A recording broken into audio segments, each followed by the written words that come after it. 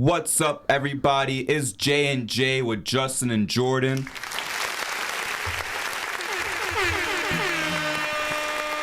What we got today, Justin? Today we will be previewing round 3 of the NBA playoffs, and we will be talking about the past games from this weekend. But before we start, I want to give a shout out to my co-host, just graduated college. Give him a round of applause real quick. I appreciate that, bro. That's love right there. I appreciate that a lot. But yeah, we could recap this Miami Heat New York Knicks series real quick. But before that, because there was some big news that just dropped, Ja Morant indefinitely suspended, flashing guns a second time. Not the first time, a second time. I think Adam Silver really has to come down with the hammer on this one. What you think, Justin? Because I think he's too lenient. I think him being in an Airbnb for therapy, for like 2 days didn't do shit for him. He back out here in trouble again. What you think gonna happen this time? Ultimately, I think this is a slap in the face to the league. I felt like the first time he kind of got away with like a slap on the wrist, because this is a big thing. You're one of the faces of the league. You're one of the young stars in the league, and to do that the first time, well, there was multiple instances before that initial first thing. So, and I feel like they let him off really like it was nothing. The 8-game suspension. I know he missed out on All-NBA and stuff, but to go back and do it again, especially the way you guys lost in the playoffs, it's just embarrassing. And I know Adam Silver, I think you mentioned in one of the earlier episodes that he's been kind of soft, and he's been very soft on the players. I know if David Stern was here and he was still the commissioner, this would be like a 30, 40-game suspension. But we'll see what happens. You said he's suspended indefinitely? Indefinitely. We don't even got a timeline yet. So we'll see what happens. I think the punishment should be very severe, because it looked like that whole Jalen Rose interview and all the statements his team made, it was just very cookie cutter, whatever. He's gonna give out those same answers, but I think he needs a real punishment to get the consequences, and then just learn from there. But it's really bad. It's a slap in the face of the league. It is disrespectful, bro. That's what it is. It's disrespectful. Look at all the stuff he's done. Mind you, this guy has a shoe deal, commercials. Like you said, he's the next face of the league. He's one of the big faces of the league, right? As a young, fun guy, dancing around, doing the gritty, chilling with his boys, right? Look at everything he's done. You beat up a teenager. Over what? Over ball? You beat up another hooper that's a teenager over ball. You flashing guns in the strip club to look cool. A tiny ass pistol, bro. Little tiny ass baby pistol, look like a water gun. You flashing that at the club right now. Then what else you do? Your boys is pointing, laser pointer guns at what was it? It was a Pacers official, right? It was a Pacers worker. Now you flashing a gun again, the card to the point where your boy knows that you fucked up and takes the camera away and puts it away because he knows you just fucked up because you want to flash a gun again. You just lost tens of millions of dollars missing the All-NBA. You know why? Because you wanted to be stupid. That's why you missed out on All-NBA, and that's why you missed out on tens of millions of dollars. And look what happened, Justin. All-NBA barely came out a couple days ago. Look what happens. Lost all that money, and he wants to flash guns again. Like you said, David Stern would never stand for something like this. Not to say David Stern is a model commissioner, with the cheating scandals, with the refs, with the rigging the games, the subtle racism. But this is different. Adam Silver needs to stop being a player's commissioner and punish him. This is 25-game suspension. That's what it should be. Because you said it was 8 last time, right? Yeah. That didn't do nothing. Being in an Airbnb for therapy didn't do nothing for 2 days. Getting an interview with Jalen Rose where his dumbass wants to ask, so whose gun was it, Ja? Whose gun was it? When you know that he's not going to answer that. Giving him softball questions. What did that do for him? Nothing. He didn't learn anything. 25 games, bro. That's what I think. I think 25 games is going to be enough for him to say, damn, like, I missed out on all this money. I got suspended for 8 games. That's nothing. Let me flash guns again. Let's see what 25 games does to him. Because a slap on the wrist ain't doing nothing, because he's slapping you back full force. That's what he's doing right now. There's no respect from Ja Morant. Zero respect from Ja Morant. It's ridiculous. It's ridiculous. You're fucking up your own team. You got Steven Adams before he did the stuff in the strip club saying we got to be more mature. First thing he does, go to the strip club and flash a gun later that night. They need vets, bro. I know, like, we mostly talking about Ja, but there's obviously a big problem with the Grizzlies with Ja being the biggest issue. You need vets, bro. You need vets to set you straight because this is ridiculous. This is a result of not having veterans in the league, bro, to guide you, to tell you how to move. You're not moving correctly, bro. You're moving like a fool. You're moving like a fool and fucking up your own bag and making the league look bad. And for what? To look tough on the internet? Look where he grew up. To look tough on the internet? You're not in a gang, bro. You're not hood. You're an NBA player. You got a great family. You got two parents in the home, bro. And this is what you do. Your father raised you correctly and got you to the league. And look how you acting now. Messing up your own future. But that's all I got to say about Ja Morant, bro. Because if we keep going, the whole hour is going to be about Ja Morant if we keep going, to be honest. So let's move on, Justin, before I really get heated. Nah, yeah, let's move on to Game 6 of the Miami Heat-New York series. The Miami Heat ended up closing out the series. It was a sad way for the Knicks to go out, but ultimately we had a very great season. But I wanted to get your thoughts on how this game and how this series turned out for you. Man, nah, you want me to stay heated. That's what you want, because the first, you could have picked any of the 4 series. You want to start with the Knicks. Hey, man, I want to get... After this Knicks stuff, after this Ja stuff, you want to start with the Knicks, or I'm already pissed. I want to get this shit out the way. To be honest, man, proud of Jalen Brunson. Very proud of Jalen Brunson. An efficient 40 ball. Did everything. Put his team on his back. Meanwhile, you had Randall and RJ. Randall was terrible as playoffs. Let me give some respect to RJ. RJ played great. Unfortunately, he crumbled right at the end of the postseason, which is understandable. I'm not expecting RJ to have incredible performances every game of the postseason because he's just not a superstar. But Randall, you're an all NBA player 2 times now at this point, officially 2 times, and you put in, I believe it was like 15 points on terrible shooting. Him and RJ combined for 4 of 24 shooting, if I'm not mistaken. Got outscored by Jalen Brunson himself. Brunson, he just put the entire team on his back. And I think he proved once and for all, look, I'm the Knicks guy. It's not Randall. I'm the real guy. Because, we've talked back and forth, like who's the number 1 guy between Randall and Brunson, It's officially solidified that it's Brunson. I took a big offense when Brunson wasn't an all-star. I know he sure as hell did with how you saw he ended the season, bro. He ended the season like a superstar, I think for the future to come, this is a good floor for us, Second round, especially compared to what we thought was going to happen. We thought we were going to be an 8-7 seed, right? We got that win streak with Josh Hart. We had a pretty good postseason because I didn't even think we were going to get out the first round. I know I had my Knicks bias showing, saying, Knicks in 7. I was doubting the team, to be honest. You poking out your chest, but in reality, you were scared. I was scared of the Cavs. We made quick work of them. I'm proud of them for that. I really wish we made it to the conference finals for like the first time in like 20-something years, But I can't complain too much. The way we lost sucks, but I really can't complain too much, Justin. The only thing I have to say is thankful for what Randall's done for New York. He's got a long contract to go, still a lot of money on the books. I want to move on from him. His body language is ugly whenever we're losing. Sometimes it feels like he's not happy about winning unless, he's the main responsibility for winning. He's not happy about winning unless he get the 30 ball, But, man, I think we just got to move Randall, get some more decent pieces, and this could be something special for the rest of the 2020s, bro. Yeah, I agree with you. Jalen Brunson played his heart out in this whole series.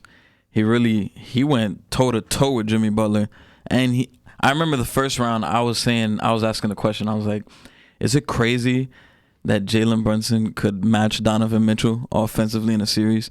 Some people thought I was crazy for saying that, but he ended up doing it. And yeah, this team, I'm happy with this team, despite what all the haters say. They say, oh, you guys are poverty franchise, all this. But when you're there and you've seen your team throughout the bad years and then you see them come in like this, it's always a good feeling, especially when you didn't have to gut your roster to get a guy like Jalen Brunson. We all didn't really. I've always been a Jalen Brunson fan, but I didn't see this type of production coming in. So to get this guy on the contract we got him on is really good. RJ Barrett, always been a fan of him since the Duke days. For anyone that knows, I'm a Duke fan. I'm a big Duke fan. So I always want to keep seeing RJ Barrett grow as a player. I think to give up on him now still, it's kind of I feel like it's still kind of early for it. Maybe in a year or two we could have that conversation. But Julius Randle, I feel like I said last episode, he's peaked for New York. I think he's done a lot of good things for the Knicks, but I feel like at this point we need to move on from him. And I think for some of the fans that took his poster down and started stomping him out, I thought that was extra. Unnecessary. That was super unnecessary. I know Knicks fans get a bad rap, and it's not all of us. I want to say that. I want to clear that out the way, but some of y'all Knicks fans be going crazy and it gives us all a bad look. So yeah, that was crazy. But yeah, I think we have a bright future ahead of us.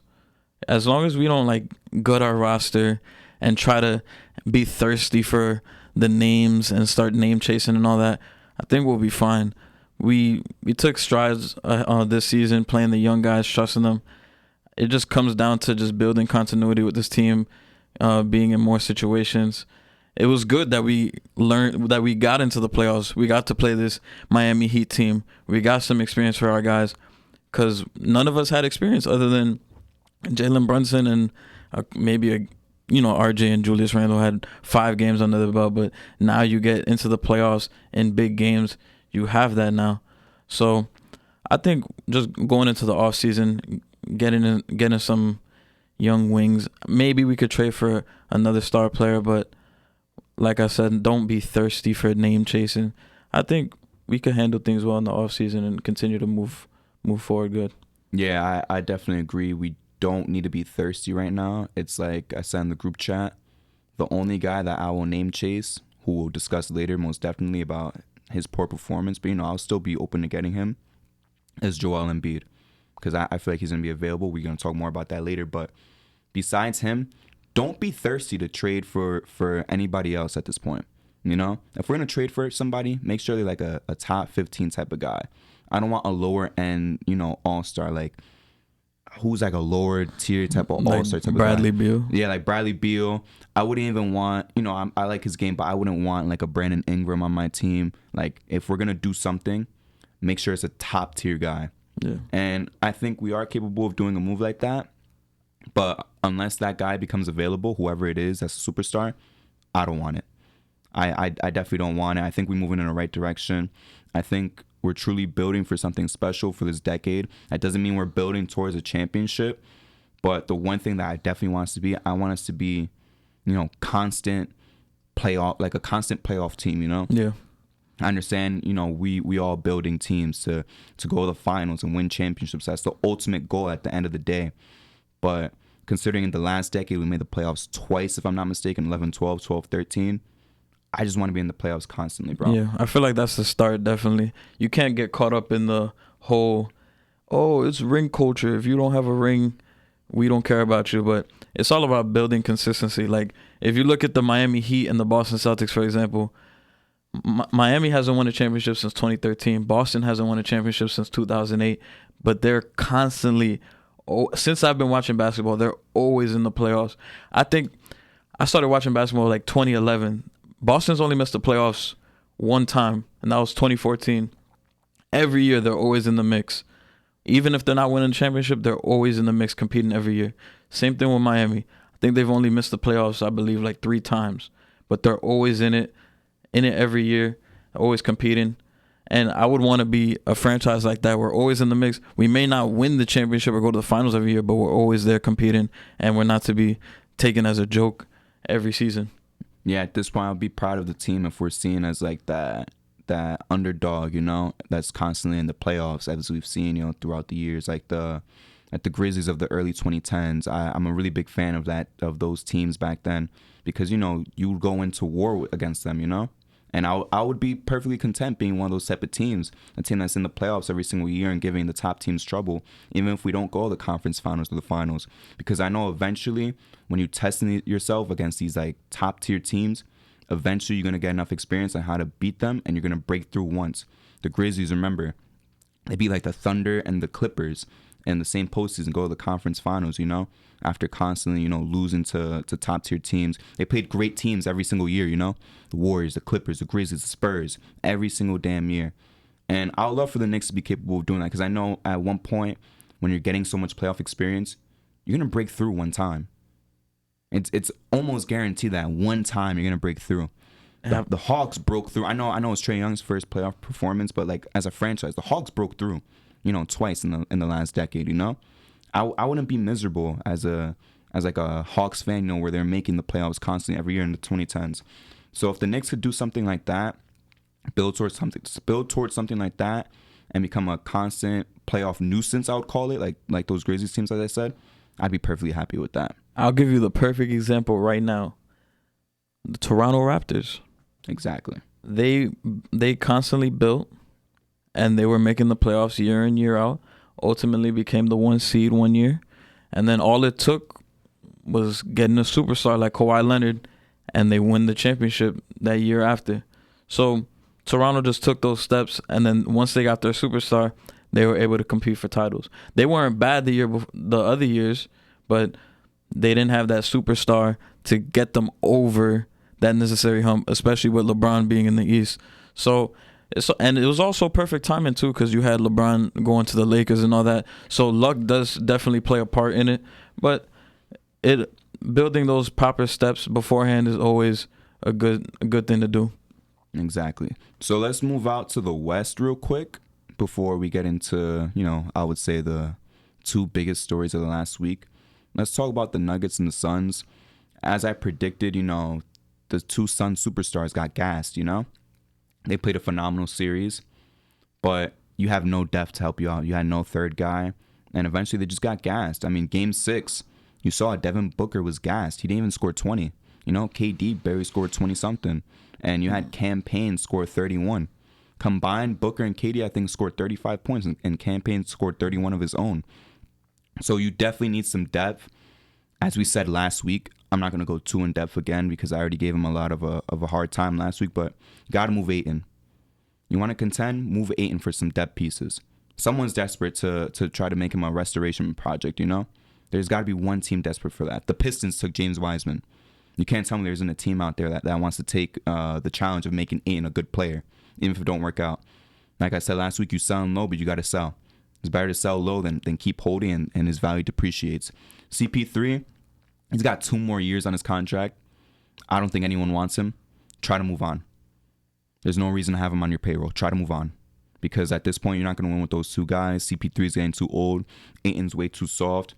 This isn't, the early 2000s where 2 superstars is enough. 2 superstars and a bunch of nobodies. Respectfully to the Suns team, 2 superstars and a bunch of nobodies is not going to get you anywhere. Because we see how a good balanced team like the Nuggets with 1 superstar and a bunch of good players around him is working, and they're back to the conference finals. I just think at this point, they want to sacrifice all their depth for something like this. Like I told you, they're going to regret this move sooner than later. I think Phoenix as a whole right now is starting to regret this move until they make some of the moves this offseason. Yeah, the way Phoenix went out this game was very disappointing. I mean, ultimately, I did have the Nuggets in 6 in the series, but I wish I saw a little bit more fight from them. Like you said, they were gassed. Devin Booker, this is 2 years in a row, closeout game, and he didn't deliver, didn't show up. And it sucks because he was playing so good this postseason that I wanted to just crown him in that elite company. I mean, he did play very well, but to do this 2 years in a row is just like very concerning. And I know a lot of people were having those discussions between Devin Booker and Jason Tatum, and we see how that shit's going. The 2 light skins. Yeah, and we'll talk about that later. But man, Denver, to me, Denver's been the best team in the West this whole playoffs. Jokic went crazy this whole series. Jamal Murray doing what he does, and then to get 21 points from KCP. If you're getting 21 points from KCP, you might as well just end the game right there. KCP, he's always, especially with his Laker days, you're getting contributions from him. That's always a great sign. You're always going to be up, and it's always going to be a good thing for the Nuggets when they have all their role players clicking, especially Bruce Brown giving them energy. For the Suns, I think Ayton, like you said, he needs a change of scenery badly. Jock Landale, he outplayed him this whole series, and he was undrafted in the same draft class. So they should just move on from Ayton. Chris Paul, I think his time might be done in Phoenix. I don't know what they're gonna do with his contract. he's been. I feel like he's been hurt every year with Phoenix these last 3 seasons. So I think it's time to move on from him. I feel like you gotta just deepen out that bench. That's really the main issue, because you're gonna get your contributions from Kevin Durant and Devin Booker. You just gotta deepen that bench. Hopefully, get some guys that'll ease the pain for them and just soften the blow. But I think they and also they fired Monty. I don't even know if you mentioned that. It's like I think it was Dame that said it. We firing great coaches. I know he said coaches that win a championship like Coach Bud, but I don't think they should have fired Monty. I thought that was the one coaching fire where I was like, Monty wasn't even the problem. So I don't even know why they did that. So I think Phoenix right now has a lot of work to do in the offseason, but I think they'll figure it out. But there's a lot of questions that have to be answered. Honestly, before we even move on, it just confuses me, like KD's doing this. He's in the same situation as he was in Brooklyn last year. I don't know why he looked at Phoenix and said, you know what? There's going to be something different. We see KD team up with another, hooper, another guy with a big bag, a big gym bag, a Duffy, a big luggage bag, and Devin Booker. It's the same thing as when he was playing with Kyrie and they got smoked by the Celtics, No depth, 2 superstars that could score, but then what? The only difference is that Devin Booker could play some damn defense, but why did he think the results were going to be different this time? I think this is kind of a big problem for Kevin Durant. He needs to stop superstar chasing, He was like, I'm going to Phoenix.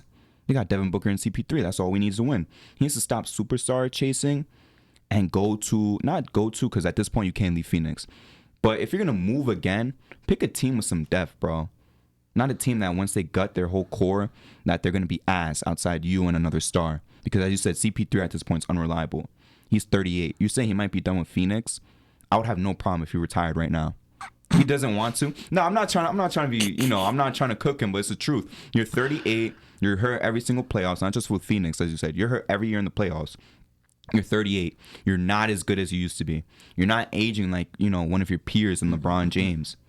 You're just not like that. And I think he needs to realize, you had your one chance to win the finals in 2021. It's over. It's over for you. I think, I don't want to say, quit. And he has 2 more years of like $40 million left or something like that. But I think it's over for CP. And the quicker the Suns can move on from him, and Ayton especially, the better. That's when you're going to be a contender, when you have role players around you instead of just 2 pure hoopers with a deep bag that could score at will, because at that point you need more than that to win in the NBA these days. Like I said, it's not the 2000s. You need role players, bro. You need role players to win, because now you just got, I'm going to say embarrassed, because the Nuggets aren't a superstar team. You got 1 superstar, as I said, and a lot of good role players. Some guys I would even consider, low all-star tier, like Jamal Murray, who's never been an all-star. But that's enough to beat the Suns, who are so superstar driven. You said KCP played good. Where's the Suns version of KCP? That shit is non-existent. It's non-existent, bro. But what series do you want to move to next, Justin, between the 2 box office series? I mean, we got the Lakers beating the Warriors, and we got, Boston embarrassing Philly. Which one you want to talk about first? Because I got smoke for both of them. Let's talk about Warriors Lakers. All right. Right now, real quick. Yeah, this Friday night game, Lakers came back to LA, and they just put the beat down on the Warriors in embarrassing fashion. I know it got up to a 6-point game at one point, but for me, once Austin Reeves hit that half-court shot, I was like, it was over. It was over. It was you just let this guy get his swag, and all those stars were in the building. It was a great night to be in LA.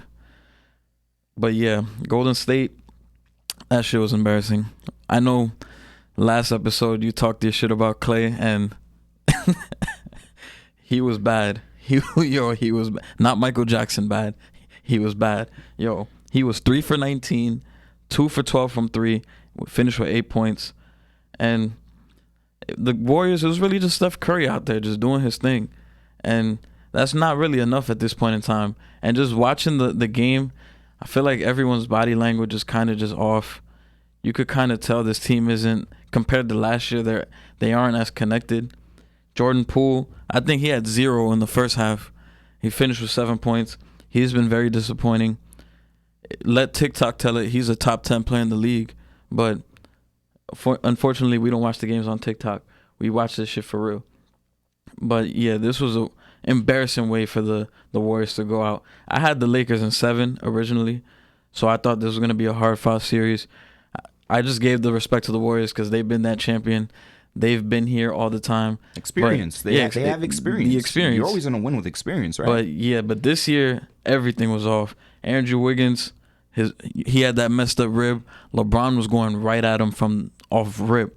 LeBron finished with 30, and he's at the point now where he's just picking and choosing when he's gonna go. This game, he was aggressive off rip. He had that 1-and-1 where he was flexing to the crowd. I was like, yeah, when he's like that, it's tough to beat. And then Austin Reeves he was playing very well in the pick and roll, being that ball handler, making smart decisions and making the plays. That's a very good sign for the Lakers when you can have another ball handler that's not LeBron in the mix. I know D'Lo could do it, like he could do it too, but seeing Austin Reeves make that improvement, that was really good to see too. And then Anthony Davis being big time, 17 points, 20 boards.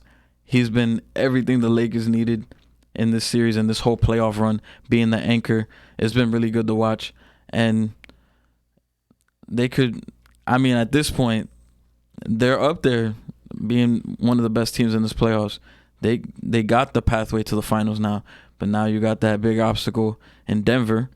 But we'll see what happens. What did you think about this game? Let it be known that you said the words Clay and you said the word TikTok. I didn't say it, by the way. The J&J podcast on TikTok, of course. Quick plug. But you were the one who said those 2 words. And I laughed. Because Klay Thompson went 3 for 19. It was game 6 though. I said it last episode. I was wrong. It did go to game 6, but I said call game 6 Klay. Tell him to go to game 5.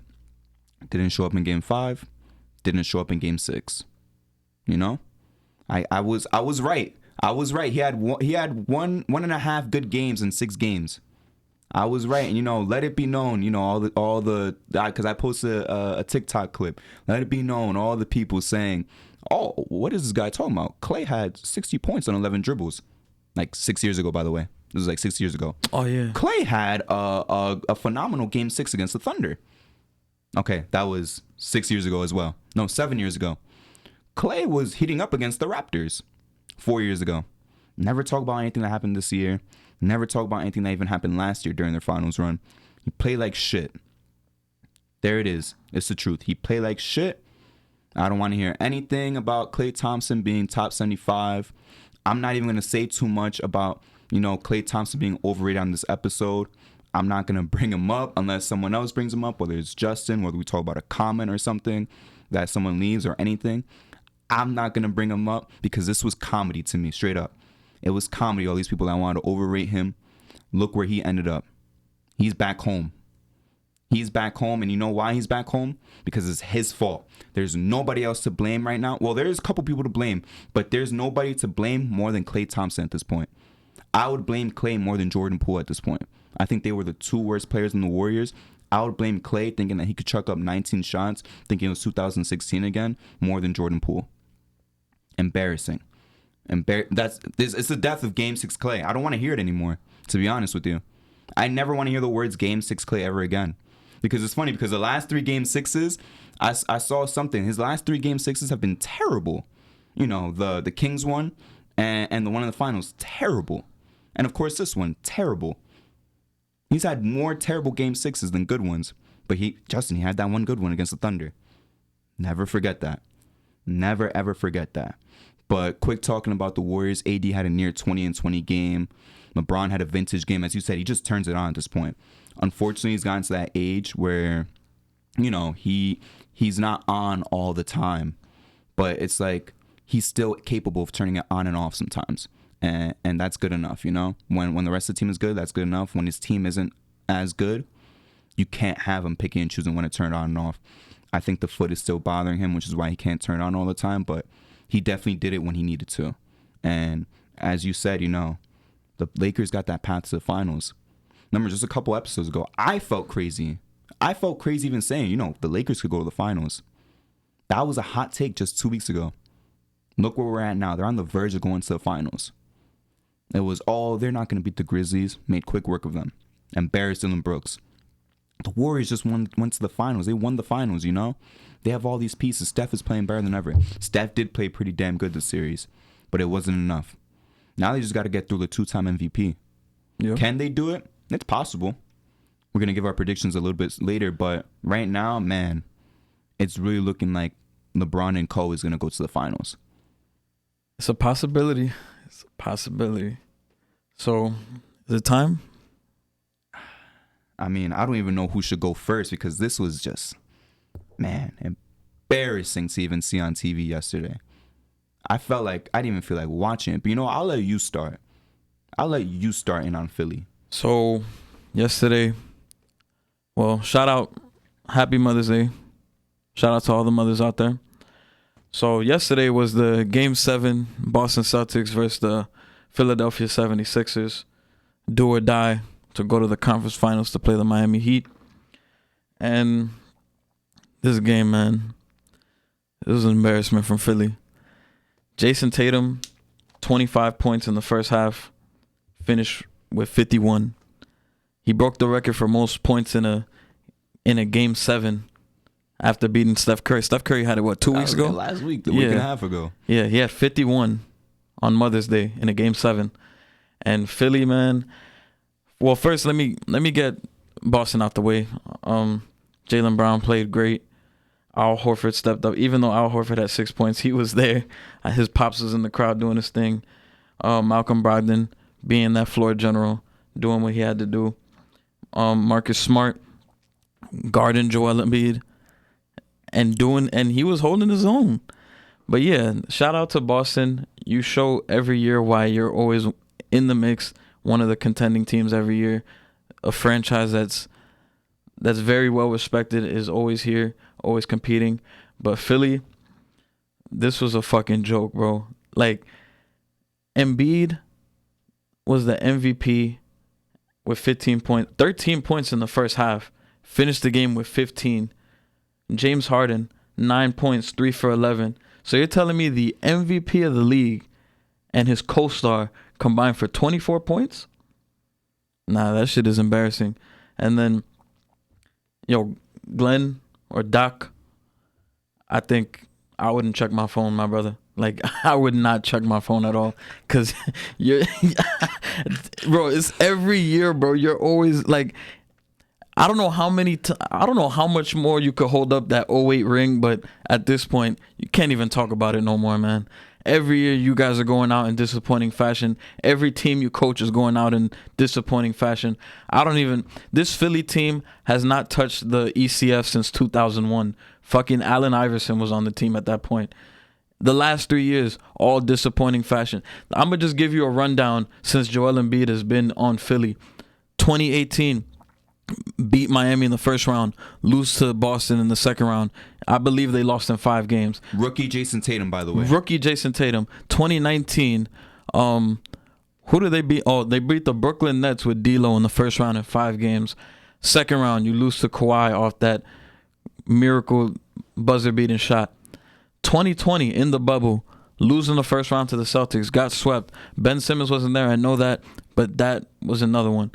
2021, Joel Embiid, runner-up for MVP, first seed in the East, beat the Washington Wizards in 5 games in the first round, lose to the Atlanta Hawks in 7 games in the second round. Last year, Joel Embiid, runner-up again for MVP, beat the Toronto Raptors. Almost blew a 3-0 lead. Yeah, you guys were up 3-0 and let the Raptors come back, win 2 games. And then in the Miami Heat, lost in 6 games, second round. And then this year, you sweep the Nets, even though you guys had a little bit of trouble with them in game 3 and 4. And then lose to the Celtics in 7 games. I don't know what excuses we have left for Joel Embiid. We're always pointing the finger at somebody else. First it was Brett Brown, then it was Ben Simmons, and now it's like we're looking at other people to point at, but you're in the line of sight. I guess you could point the finger at Doc Rivers, but you're right. Joel Embiid is right there with him. You were the MVP this year, and you went out like that. That's just fucking embarrassing. I know it's easy to say this now, but Embiid was not my MVP this year. I felt like his MVP this year was like, it was like a pity MVP. He's been asking for it, and he finally got it. I thought personally he should have got it 2 years ago when Jokic won his first one, but he missed a bunch of games at the end. But yeah, this was an embarrassing way to go out. And honestly, I think Philly, it might be crazy, but I think Philly just got to blow this shit up. Because I don't know what you do at this point. You could get a new coach, but then at that point, you're just making a new scapegoat at that point if you don't get it done. So I think just get rid of everybody. Keep Maxey. I don't know how you'll get a good ass haul for Embiid by himself. But Jordan, I'll let you go and tell me what you think. I definitely need this camera right here. Embarrassing, as you said. Embarrassing, and you know what? I mean, I said it last week. This is going to go to 7, but guess what? Boston's going to blow them out in Game 7. It happened. You took together the 3 biggest playoff chokers in the last 10 years. Embiid, Harden, and Doc Rivers, and you expected something good out of it. Why? Not Doc, by the way. He's Glenn because you are not a fucking doctor. You do not have a doctorate in basketball. You do not have a doctorate in coaching because you have 1 ring 15 years ago. It's embarrassing. You go 6 minutes in the third quarter without scoring 1 single point. Not a basket, not that you made free throws. Not 1 single point for 6 minutes in the third quarter. You're getting cooked. But before we even talk about Game 7, you let Jason Tatum go 0 for 10 the first half in Game 6, and you blow it. You blow it. Embarrassing fashion, too, as well, because he came in the clutch in the fourth quarter. Then you get to Game 7, get pumped up. You still got one last chance to go to the conference finals for the first time, Embiid. Because I saw something, I didn't verify it, by the way, but it sounds about right. Every single MVP besides Embiid has gone to the conference finals. I'm pretty sure that's true. Just thinking about the last, 20 MVPs, that sounds about true. Why is that? As you said, it seems like he's just pointing the finger. Sometimes he's been right. This time, it's on him. You could blame Ben Simmons in 2021. You know how I feel about Ben Simmons. He's a joke. But you got Ben Simmons at home, sitting on the couch like he always does, laughing at you, posting a picture of you down by like 20. Hey, Ben Simmons, if you don't get your ass back in the gym, bro, fuck out of here with that shit. I don't know what the fuck that shit was. Yeah, but that's embarrassing, bro. That is embarrassing. You know what that's like? That's like when you got $5 in the pocket. Yeah, you broke, but a homeless man calling you broke. That's the equivalent of that. That's embarrassing. You're getting laughed at by Ben Simmons at this point. And then Embiid wants to go out after the game. Oh, well, we can't just win, me and Harden. We need help. My nigga, Tobias Harris outscored you. He outscored you. Tobias Harris and Tyrese Maxey outscored you. What more help do you need? How much help do you need? You had Jimmy Butler on the same team as you. And look what happened. You still lost. And for what? For what? The Sixers have made a mistake this entire process, bro. The process has been a failure because the process was get all these draft picks, build a great team, because you know what? You only get a superstar one of 2 ways. You draft them or you sign them, because you're not really trading for them too often. You got Embiid, success. That was a success. Of course, a success. Nerlens Noel didn't work out. Jalil, you were a big fan of, didn't work out. Ben Simmons definitely did not fucking work out. Definitely did not work out because he robbed you guys of a conference finals in 2021. He robbed Philly of a conference finals. Then what happened? They traded Mikal Bridges, who would have been great on this team. You got Jimmy Butler. Justin, let me ask you something. You have Tobias Harris and Ben Simmons in one hand, Jimmy Butler in one hand. Who do you pick? Even in 2019, who do you pick? Jimmy Butler. So why the fuck are we giving Tobias Harris all his money? And it just makes that Jimmy Butler clip, Tobias Harris over me, that just makes that shit even funnier. This is a damn joke that Embiid goes out there. You're an MVP. You put up 15 points. It is a damn joke that Harden put up 2 or 3 40 balls. I lost count already of the series. And puts up, less than 10 points, I believe. He had like 8 points. Yeah, 9. That is a damn shame. And not only does that happen, Jason Tatum throws 51 on you. 51. I didn't say that mistakenly. 51 points in a Game 7 at home to Embiid's 15. I don't even rate Jason Tatum that highly, but it makes Embiid look like this is the guy who won the MVP. You sit down a guy who's never watched basketball in his life, especially this season, and you say an MVP is playing this game. They would think, oh, that's Jason Tatum. Yeah, that's not Embiid. Yeah. It's that guy that just scored 51. That guy with number 0? Yeah. Yeah, the guy in green with number 0, he's the one that's the MVP. No, it's not. Because apparently it's Joel Embiid. who underperformed yet again.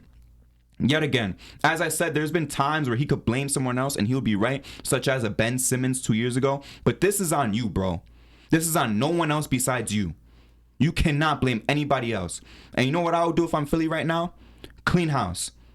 Fire Doc Rivers. Because I don't know why he has a fucking job still in the NBA. I'm surprised I didn't get that fucking Bleacher Report right now. Yeah, like, come on. Why does he have a job? We've seen him blow, the only coach to blow multiple 3-1 leads, and he's still getting hired. Why? Because of one ring 15 years ago? Why? James Harden's over the hill. I think he's like 34 already. Let him go in free agency. Trade Joel Embiid. And when me and Justin say build around Maxey, that's not saying Maxey is your main star. That means make him a pillar of your team. All right? Because you're not going to trade Tobias Harris. Nobody wants him. You couldn't pay me to take Tobias Harris. You couldn't say, Jordan, here's $1,000. The Knicks are going to take Tobias Harris. I'm not taking that $1,000, bro. I'm really not. So you can't trade Tobias, and you got to keep Maxey, who has 2 more team options left. Not trade Harden. Let go of Harden. Trade Embiid. Because the process has been a failure, and especially fire Doc Rivers. If you're going to run it back, fire Doc Rivers, because he should not have a job in the NBA right now. Top 10 coach of all time, right? Was it top 10 or 15 when they released the list for NBA 75? I think it was 15, right? Did not deserve that. And I do not like Doc Rivers at all as a coach. And I just laughed in that one interview a while ago when a reporter was criticizing him, asking him a question. He's like, do you ask Pop the same question in his rough-ass smoker voice? And then what? You compare yourself to Pop? You got one ring, bro, that you barely won. This is probably the most embarrassing performance of any team this year in the playoffs. I think this is more embarrassing than the Bucks. Yeah. I understand the Bucks lost to an 8 seed, but guess what? At least Giannis was out, you know?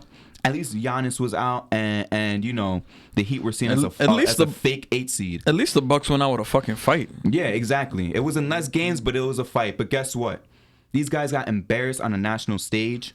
You let your rival beat you. You let another MVP candidate drop 51 in your dome when you had 15. Unacceptable. Blow it up. Blow it up and start by firing Doc Rivers. That's all I got to say about Philly. Man, this was embarrassing. I thought the whole game, I thought Joel Embiid's body language was just, he was just going through the fucking motions, just walking up and down. They had Marcus Smart guarding him. He wasn't doing shit, just passing the ball up. He had, in the third quarter, he had that one backcourt violation to fucking James Harden. That was stupid. That was fucking stupid. And, bro, this is one of the worst MVP performances I've seen in a closeout game.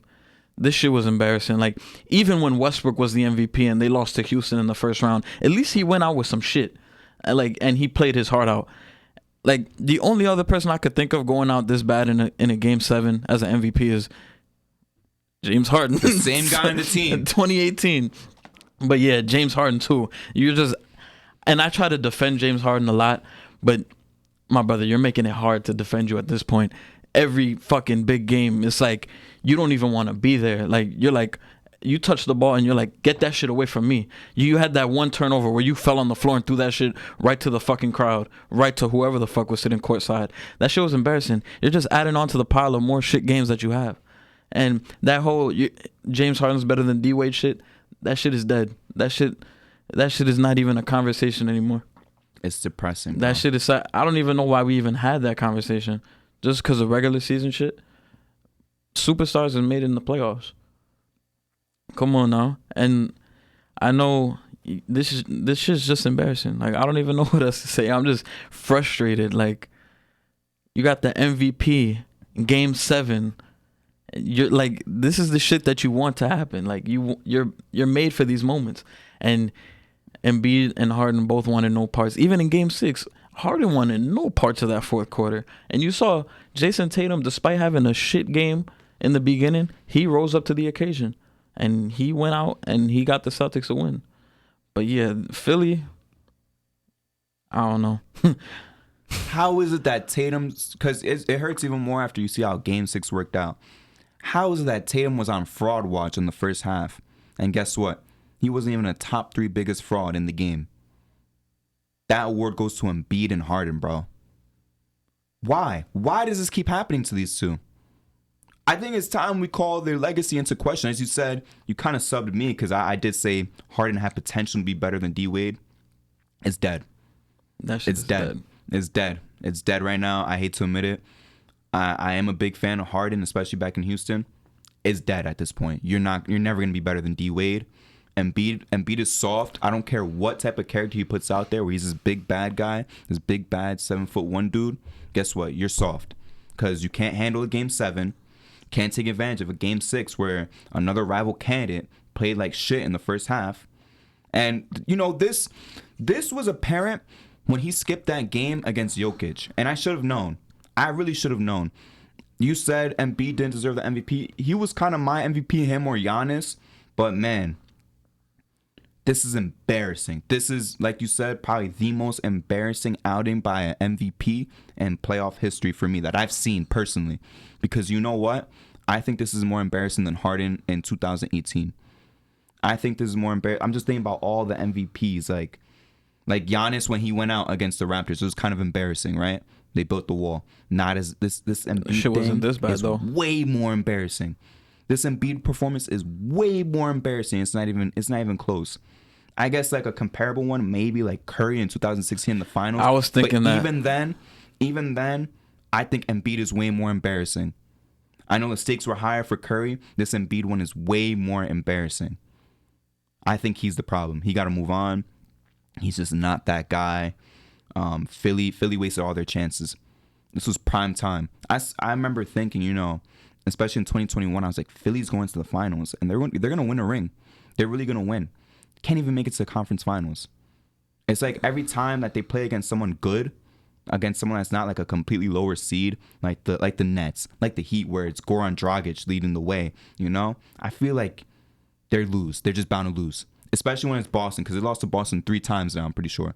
Correct? 3 times. 18, 20, and this year. 3 times you're getting smoked by Boston. Whether it's by a rookie Jason Tatum or it's elite MVP level Jason Tatum, you're getting cooked by Boston every single year.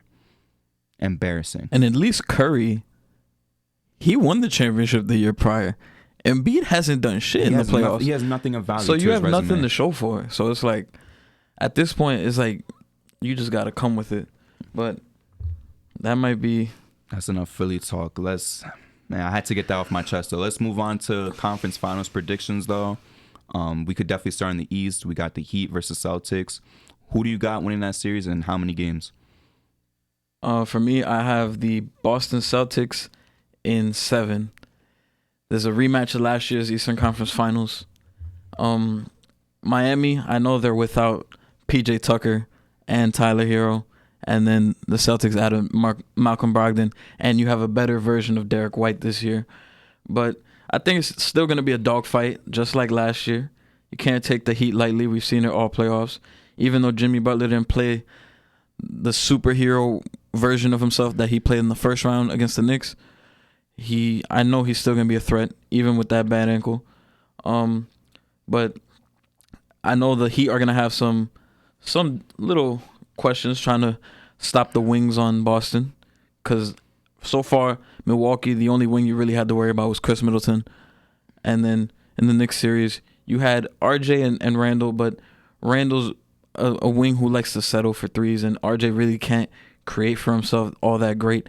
But now in this series you got to deal with Jason Tatum and Jaylen Brown, 2 guys that get it done at an elite level, and you got guard play from Malcolm Brogdon, and you got Derek White. So it's a lot of stuff coming at you, but at the same time, Boston got to worry about Jimmy Butler and Bam Adebayo. Bam Adebayo played really good in that closeout game against the Knicks. So Al Horford got to come to play. Robert Williams got to come to play. And you always know Max Strus is going to be good for 3-4 threes in a game. Duncan Robinson's getting more minutes now. And you know Gabe Vincent isn't scared to shoot the lights out when he's given the opportunity. So I think this series is going to be hard fought, just like last year, and I think the Celtics take it in 7. Give me the Celtics in 6, bro. I think things are different compared to last year and the bubble conference finals, because it's the 3rd time they're meeting in the past couple of years. Jimmy's health is still a big question to me. I don't have faith in Bam Adebayo, because I don't know if we're going to see a the Costco Chris Bosh or the real Bam Adebayo to come out to play. As you said, there's no Tyler Hero. You said Duncan Robinson. I don't think he's going to get much burn in this series because you know what? At least against the Knicks, you could throw him against a weak offensive player. You know, you could throw him against anybody, and he could actually play the game. The Celtics will play him off of the floor on defense, respectfully. So it's not even worth the offense because you know what? There's no weak person to guard, which is so crazy that Boston didn't win the championship last year because they look like the perfect basketball team. Everyone on the floor could defend, and you know everyone on the floor is kind of capable of scoring, including guys on the bench. I think I think we're gonna see the end of playoff Jimmy Butler for this postseason, of course. We're gonna see the end of playoff Jimmy Butler only because of his health, not because of his abilities, solely because of his health. And I don't think he's gonna get the proper support from the rest of his team. You know, the Jays are gonna give them problems. You got, as you said, Brogdon's gonna give them problems. I think there's just too much offense and defense from the Celtics to really take them down at this point. And you know, I kind of also put down because, you know, they have like the Larry Bird, Magic Johnson Award. I think Tatum's going to win this one again. He's going to be the first 2-time Larry Bird MVP winner, whatever they call it. But that's definitely my pick for the East. And one advantage that the Heat have going for them is that they do have Eric Spoelstra on their bench compared to Joe Mazzulla, who's a first-year head coach. So it's going to be interesting to see the chess match, the back and forth that they have going. I know I know he battled out with Doc Rivers, but at this point, I don't even think Doc Rivers is a fucking challenge at this point. He gets outcoached damn near by everyone. But to see in this series, that's going to be very interesting to see. I know Eric Spoelstra's not going to go down lightly. He's going to do everything he can to give the Celtics some problems. But, yeah, I think this is going to be a fun series. And moving on to the other half of the bubble rematches. In the conference finals, we got the Nuggets and the Lakers. I got the Lakers in 7. Last time, I believe the series went to 5. And, you know, I remember this is when the Nuggets overcame 2-3-1 leads. And when they went 3-1 down against the Lakers, you know, people were joking, even me, we were joking like, hey, you know, the Nuggets got them right where they want them. But this time, this is going to go to 7. LeBron is slowly turning back the clock, as we said. You know, he turns it on and off whenever he wants. AD looks like, by far, the best defender in basketball right now. And I think he's going to give Jokic some problems. We're not going to get the same offense that AD gave Jokic last time because, you know, he is battling through a couple of injuries, whether people want to joke about it or not. But on the inverse, although he's not going to give you that offense, he's going to give you much better defense, and the rest of the Lakers are going to give you some damn good offense, as we've seen. That third guy, whoever it is on the bench, whoever it is in the starting lineup, D'Lo, Reeves, Rui, Lonnie Walker, whoever's up next, they're going to do good. I think they're like they've done for the whole postseason. That third random guy is going to show up every single game, regardless, and you can't game plan for that because there's always going to be someone random. I think Jokic is going to do good, but he's going to struggle a little bit against this level of AD, like how he's playing defensively. I think Jamal Murray is going to be leading the team in points. I think he's going to be the guy that the Lakers really got to watch out for. Not as like a disrespect to Jokic, but sort of as like, let AD handle him. I got faith in that. Everyone else, we got to stop this guy. And I think the only way the Nuggets could win is if MPJ steps it up. You know, Aaron Gordon's doing his thing. He's not going to stop LeBron, though. He's going to give you some decent offense. I have faith in that. But I'm not putting too much faith into MPJ playing a lot of like great offense to really push his team over the hump at this point. So for me, like I said, Lakers in 7. Yeah, for me, this series, I think it comes down to the role players and what production you're gonna get from them. For the Nuggets, I think Jokic is gonna match AD's production, even though AD offensively isn't really.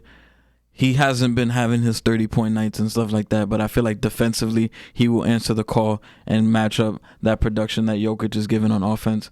LeBron will undoubtedly match Jamal Murray and his offensive production.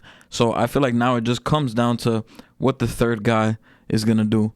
We know MPJ is good enough to go off for like 20, 25 points in a game, hit 6 threes. Aaron Gordon at any point could go off for 20 points. Bruce Brown could have a game. KCP, just like this closeout game with 21 points.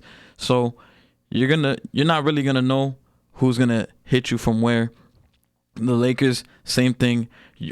That third guy is gonna have to match the Nuggets' third guy, whether it's Austin Reeves, D'Lo, Vando, Lonnie Walker, Rui. So you already know the top two guys are gonna cancel each other out. It just comes down to that third guy, what they're gonna bring every night. And the good thing about each team, you never know which guy is gonna be. So one for the Lakers, Friday night it was Austin Reeves. I remember in the Memphis series when they closed out, it was D'Lo. There was one game, it was Rui. So both teams have the luxury of having your top two guys always being reliable, but then you also have that third option. You don't know who you're going to get it from, but at any given night, one of them could step up and have a game. So, but I think this series is going to be, it was tough to think of a winner. I've been thinking about it all weekend, but damn, man. I want to say this goes to 7 games, and I was leaning the Nuggets. But if it goes 7, for me, it's hard to bet against LeBron in a game 7. So, damn. Think I might go Lakers 7, but it's tough, man. I think I'll say Lakers 7, but it's gonna be a very, very big series. I don't even feel super confident betting against the Nuggets, but I feel like Anthony Davis is really on a mission right now, trying to prove to the world that he's still in that conversation to be one of the top players in the league. Because I feel like, with injury and all that, but we've been writing him off the last 2 years, and he's always been this type of guy when he's healthy. But there's going to be a very good series. Denver is not going out without a fight. I could see this. I could see them winning this series too, because they've been the best team to me all playoffs. So I think it's gonna go down to the wire in the game 7. But for me, history has shown for me to bet against LeBron in a game 7 is just stupid. So for me, I just have to see it to believe it. I have to see Denver beat the Lakers in a game 7 for me to be like, okay. But until I see that, I'm gonna go with the Lakers in 7.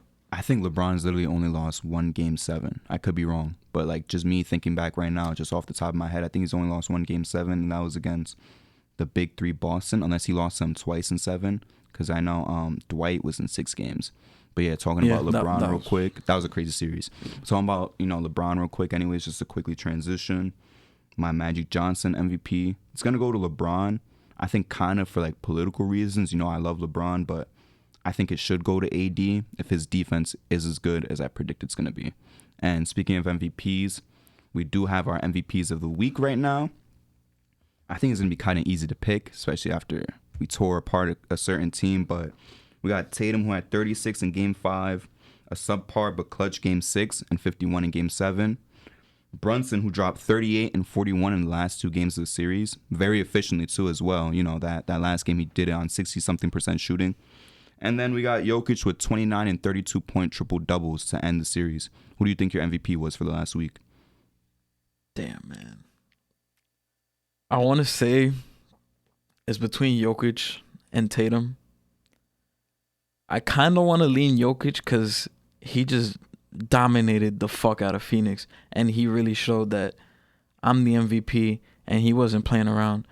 But damn, I think I'm going to give the slight edge to Tatum only because, I know they lost Game 5. He had that 35 points, but to me, that Game 6, starting the game off, what was it, 1 for 11? 0 for 10 in the first half. 0 for 10 in the first half. The game was leaning Philly all day, and then the fourth quarter, he outscored Philly by himself.